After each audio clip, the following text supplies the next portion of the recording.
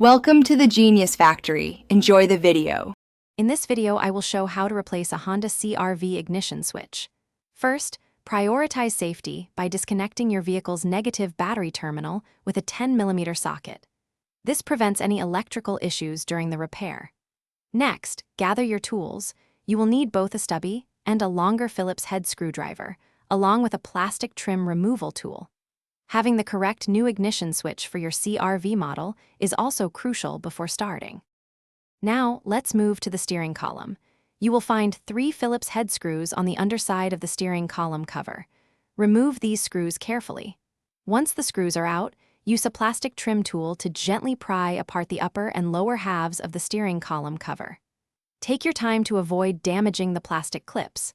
With the covers separated, you will gain access to the ignition switch. With the steering column covers removed, you can now clearly see the ignition switch. It is usually a small black box attached to the ignition cylinder, secured by 2 Phillips head screws. Remove these 2 screws.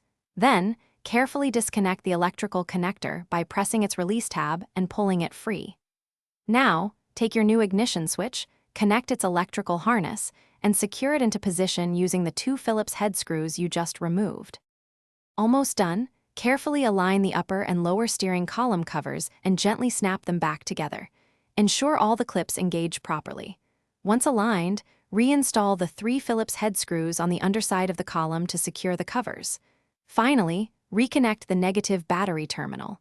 Now, insert your key and test the new ignition switch to confirm your Honda CR-V starts smoothly. Great job! Thanks for watching. If you found this helpful, don't forget to like and subscribe.